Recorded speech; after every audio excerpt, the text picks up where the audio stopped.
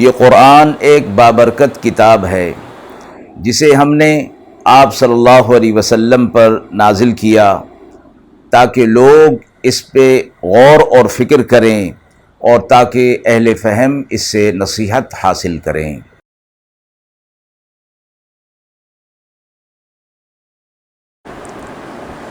بسم اللہ الرحمن الرحیم۔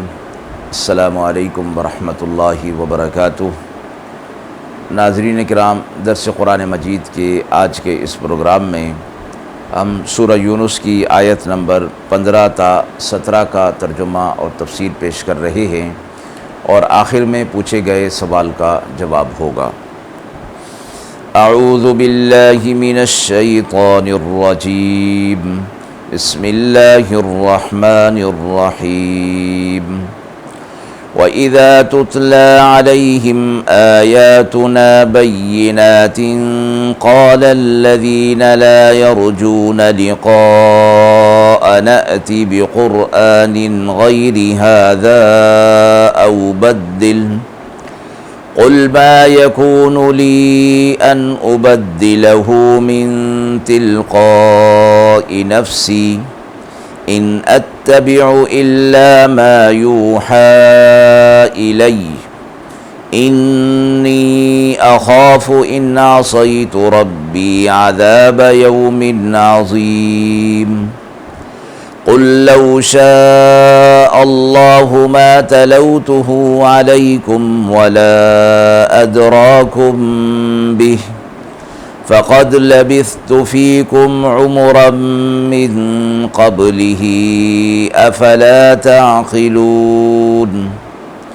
فَمَنْ أَظْلَمُ مِمَّنِ افْتَرَى عَلَى اللَّهِ كَذِبًا أَوْ كَذَّبَ بِآيَاتِهِ إِنَّهُ لَا يُفْلِحُ الْمُجْرِمُونَ۔ آیت مبارکہ کا ترجمہ ملاحظہ فرمائیں۔ اور جب پڑھی جاتی ہیں ان کے سامنے آیاتیں ہماری واضح، کہتے ہیں وہ لوگ جن کو امید نہیں ہم سے ملاقات کی کہ لے آئیے کوئی قرآن اس کے سوا یا اسی کو بدل ڈالیے، تو آپ کہہ دیجئے میرا کام نہیں کہ میں اس کو بدل ڈالوں اپنی طرف سے، میں تو اتباع کرتا ہوں اسی کی جو مجھ پر وحی کی جاتی ہے۔ میں ڈرتا ہوں اگر نافرمانی کروں اپنے رب کی بڑے دن کے عذاب سے۔ آپ کہہ دیجئے اگر اللہ چاہتا تو میں نہ پڑھتا اس کو تمہارے سامنے اور نہ وہ تم کو خبر کرتا اس کی، کیونکہ میں رہ چکا ہوں تم میں ایک عمر اس سے پہلے، کیا تم سوچتے نہیں؟ پھر اس سے بڑھ کر ظالم کون ہے جو اللہ پر بہتان باندھے یا جھٹلائے اس کی آیات کو؟ بے شک اللہ فلاح نہیں دیتا مجرمین کو۔ مذکورہ آیات میں منکرین آخرت کے ایک غلط خیال اور بے جا بات جو انہوں نے آپ صلی اللہ علیہ وسلم کے سامنے پیش کی تھی، اس کا ذکر کر کے اس کی تردید کی گئی اور اس کا جواب دیا گیا ہے۔ ان لوگوں کو نہ کوئی اللہ تعالیٰ کی معرفت حاصل تھی، نہ کسی قاعدے قانون کے یہ لوگ پابند تھے، نہ وحی اور رسالت، نہ آپ صلی اللہ علیہ وسلم سے یہ واقف تھے۔ آپ صلی اللہ علیہ وسلم کو بھی عام انسانوں کی طرح ہی جانتے تھے۔ قرآن کریم جو نبی اکرم صلی اللہ علیہ وسلم پر اللہ تبارک و تعالیٰ کی طرف سے نازل ہوا،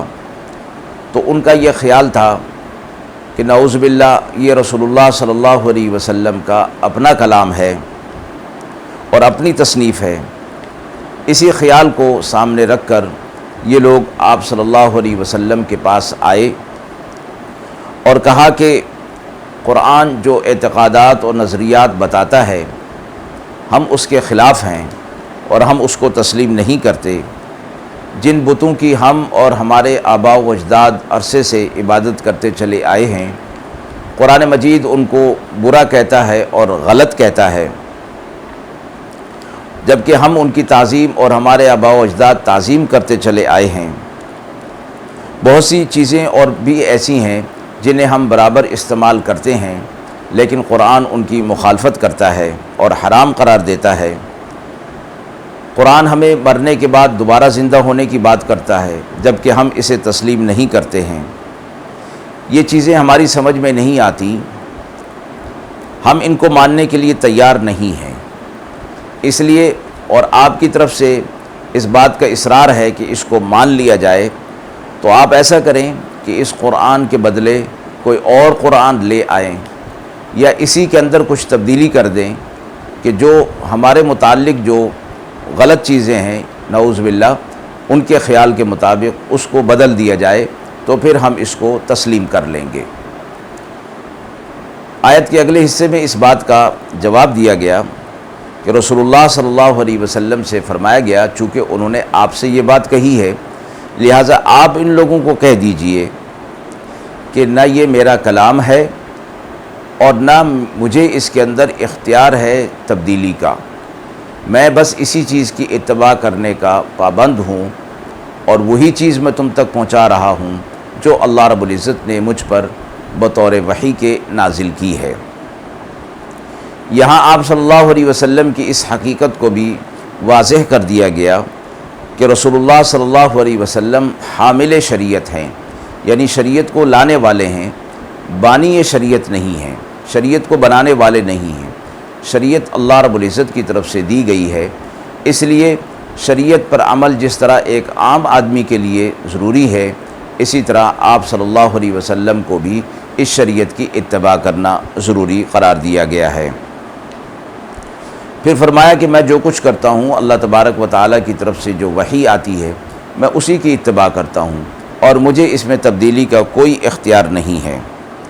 اور اللہ چاہتا ہے تو میں تمہیں سنا دیتا ہوں اس میں سے جو آیات، اور اللہ اگر نہ چاہے تو میں تمہیں نہیں سنا سکتا۔ اس کے بعد قرآن مجید کا اللہ کی طرف سے ہونا اور رسول اللہ صلی اللہ علیہ وسلم کے کلام نہ ہونا، اس کا تذکرہ فرمایا، اور یہ فرمایا کہ فقد لبثت فیکم عمرا من قبلی، میں تم میں ایک بڑی عمر گزار چکا ہوں، اور اس سے مراد 40 سال کی عمر، آپ صلی اللہ علیہ وسلم کا بچپن، لڑکپن، 40 سال کی عمر کے بعد قرآن مجید کا نزول ہوتا ہے، اور آپ صلی اللہ علیہ وسلم کی یہ حیات 40 سالہ زندگی اہل مکہ کے سامنے واضح تھی، کہ جس میں آپ صلی اللہ علیہ وسلم کی صداقت اور امانت مشہور اور معروف تھی، اور فرمایا کہ تم دیکھتے ہو کہ میں نے کہیں کا سفر نہیں کیا، میں نے کسی کی شاگردی قبول نہیں کی، میں نے کبھی شاعری نہیں کی، اور اس عرصے کے اندر، اس طویل عرصے میں نے زندگی تمہارے ساتھ گزاری ہے، اس میں تم میری صداقت اور امانت کا تجربہ جو ہے وہ کر چکے ہو، کہ میں نے کبھی زندگی بھر جھوٹ نہیں بولا، خیانت نہیں کی، تو آج 40 سال کے بعد میں تمہارے ساتھ بددیانتی اور جھوٹ کیوں بولنے لگا؟ اس سے یہ بات واضح طور پر سامنے آ جاتی ہے کہ آپ صلی اللہ علیہ وسلم صادق اور امین ہیں، اور اتنا عرصہ ان کے درمیان گزارنا یہ آپ صلی اللہ علیہ وسلم کے حق اور صداقت کی دلیل ہے کہ اللہ تبارک و تعالیٰ کی طرف سے یہ کلام ہے، اور آپ صلی اللہ علیہ وسلم کا یہ کلام نہیں ہے، بلکہ اللہ کی طرف سے نازل کیا ہوا ہے۔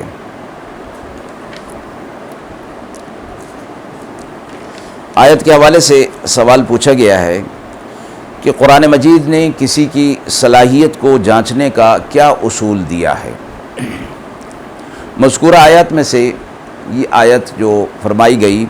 کہ فقد لبثت فیکم عمرا من قبلی، کہ میں تمہارے درمیان ایک عمر